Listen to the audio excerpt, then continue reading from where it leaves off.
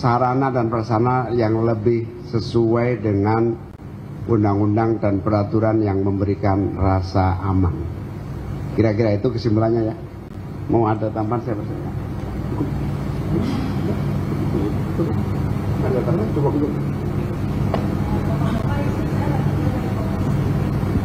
Bapak-bapak izin selamat pagi. Saya Renata dari Kompas TV. Pertanyaannya mungkin penegasan aja Bapak-bapak dalam rapat ini. Berarti apakah sudah ditentukan mungkin untuk bantuan untuk Ponpes Al-Hozimi itu sekarang bagaimana? Apakah memang nantinya akan menggunakan APBN atau seperti apa? Itu yang pertama. Lalu yang kedua tadi kan sempat disebutkan juga nanti akan ada perbantuan juga ya untuk pondok pesantren lain yang mungkin bangunannya yang mau diperhatikan gitu. Kira-kira kalau dari Menteri PU dan Menteri Agama, Bapak-bapak, apakah sudah ada angka pastinya itu berapa kira-kira targetnya yang mau dibantu berapa pesantren, kemudian di daerah mana saja, dan nanti ini mungkin Pak Dirjen juga bisa jelaskan ini akan menggunakan anggaran apa untuk perbantuan tersebut. Sementara itu dulu, terima kasih.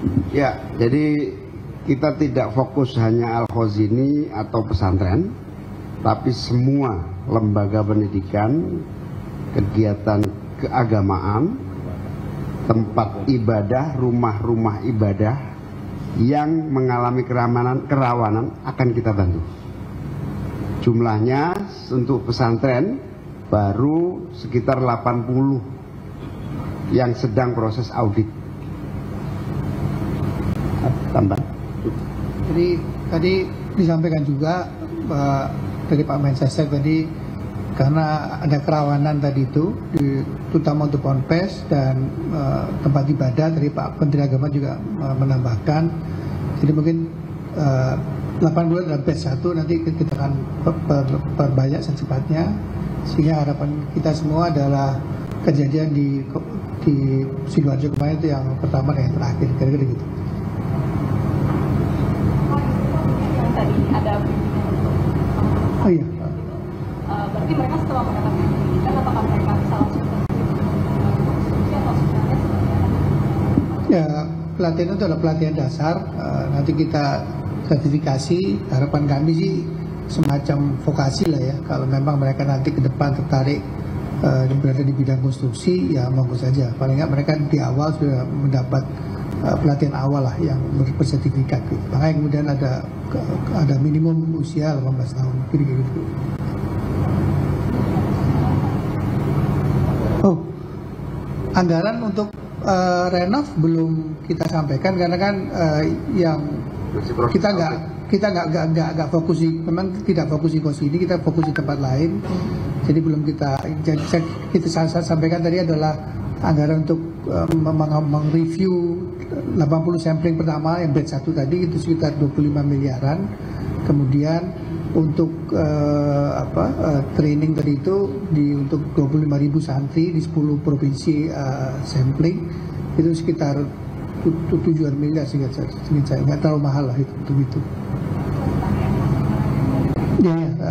Jadi kita masih ada dana yang belum terpakai, nanti kita pakai dari situ. Ada izin dari Kementerian Keuangan untuk buka bintang masih.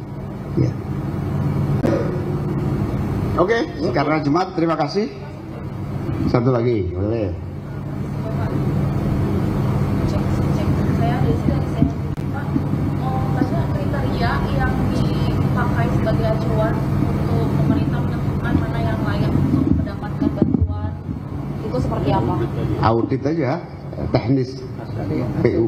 Dari hasil asesmen nanti Pak, nanti kan mana yang kira-kira rawan untuk para multi itu berkegiatan di situ, sebentar lagi ambruk dan segala macam, kan bisa tahu dari audit. Jadi kita audit dulu yang utama.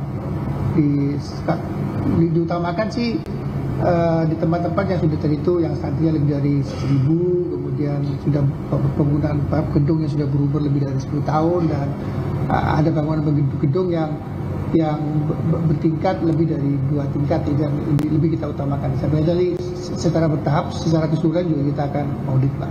Sudah ada yang lapor di hotline belum Pak? Sejauh ini update-nya seperti apa? Sudah ada banyak, cuman nanti kita sisi lagi satu-satu, karena itu nambah dari 80 tadi kan. Jadi memang juga sesuai juga dengan arahan Pak Mensesnek, kita harus segera memperluas supaya kejadian di Sidoarjo tidak terulang lagi, kira-kira gitu. Pak, izin menegaskan lagi, berarti itu nggak hanya pondok pesantren tapi kayak yayasan juga itu bisa dapat fasilitas itu ya Pak ya? Ya. Semua tempat ibadah. Semua. Dari Pak Luki mungkin bisa ditambahin Pak, dari sisi anggarannya lebih spesifik itu. Nanti aja wawancara khusus ya. Terima kasih semuanya. Assalamualaikum warahmatullahi wabarakatuh. Ini rapat kerja namanya.